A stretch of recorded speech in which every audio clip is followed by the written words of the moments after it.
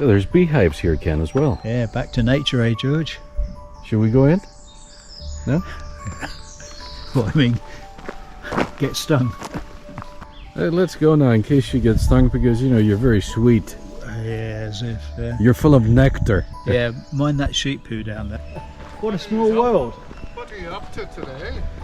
We just came to have a look around Benvarded. I mean, such a stunning day. What are you up to? You're lucky you got me here. Well, I'm just checking. I have a collection of old harvesting machinery here. But then you can have a quick peer into the shed here. Wow. Some of the binders that I work with are down at the other gate, and it's probably too dark to film. And this one here, an Albion binder dating from about 1945. This old piece of machinery here is one of the very, very first reaper binders. It was made by the Massey Harris Company in Canada. Does that have anything to do with Massey Ferguson? Yes, they were the precursors of Massey Ferguson. Massey Harris and Ferguson merged. Okay, so they were all together. Yes, okay. They merged in the 1950s, I think it was. There's a lot of the very early harvesting machinery was based in Canada, obviously, with the prairies there and the huge acreage of land. So if I had this out a little bit, I could demonstrate how it works. But this machine basically ties the crop into sheaves, and this is a nutter here. Is it? Remember, we did one up. We did one in Ballycastle. In Ballycastle, was that? Yeah, was it similar to that? That it ties the little bales, like bouquet sort of style, like and little then bundles. and little bundles, and then it throws them up. Yeah. I have footage of that. Yeah. We did a video of that. Remember? Yeah. So what year was this? You said? Oh, this is very old. This would be going back to the 1890s. So we're talking 19th century and then 20th 19th century. Sort of 20th century. For this was probably built just around the time of the Second World War. And this one here has been restored before? Yes, it has been cleaned up and restored. I bought it when it was partially restored, and then I've added some more pieces to it. And these are the iron wheels on which it was pulled originally.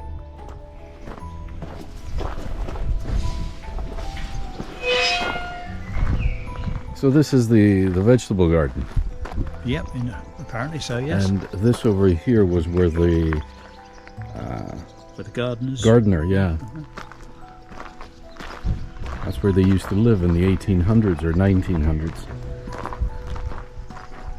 Unfortunately, the gardener told us that the roses have not blossomed yet, and it's the end of May almost, which is very unusual because I used to come here many years ago this time of year and had the most amazing display of roses that I have seen anywhere really in the world. If you haven't been here, you should come. It's a very relaxing environment and just takes you away from the hustle and bustle of the towns. And the family still lives here. The Montgomerys still live in the big mansion. And before we started the video, we went there and we said hello. And they were such welcoming people.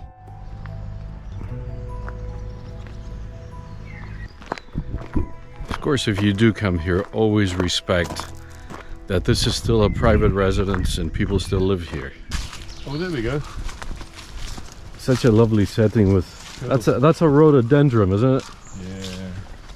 I'm always a bit ambivalent about rhododendrons because they're a very, very vibrant colour, but they're basically an invasive species. Yeah, you know, that's right. And they do take over, and they don't necessarily encourage a wide biodiversity, but they do look impressive.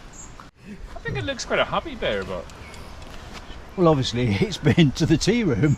yeah, it's had its score. Teddy Bear's picnic. God, look at that there. That's incredible. Absolutely stunning colors.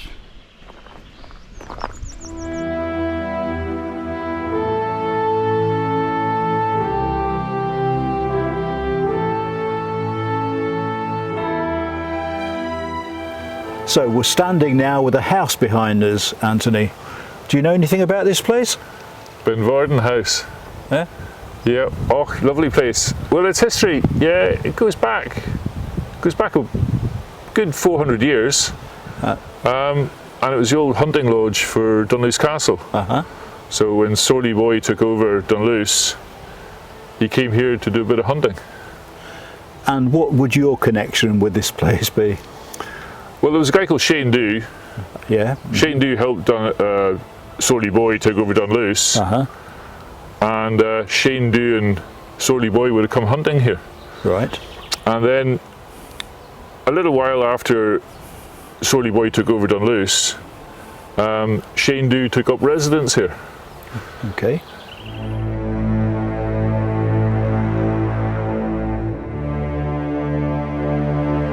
And there's a tale regarding the house, isn't there, that is somewhat unusual?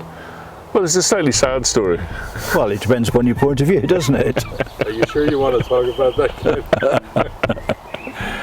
Well, so Shane Dew really took up the place, and then for 5 generations this was our seat. And then about 305 years ago, there's a guy called John was born. He was born here at Benvarded, and his father died when he was very young. Right. About 300 years ago, John's father, a man called Bartholomew, he died. And after losing his father at a young age, he went a bit off the rails. Okay. Had a bit of a weakness for the gambling. Right. And one fateful night, on the turn of a card, he lost Benvarded.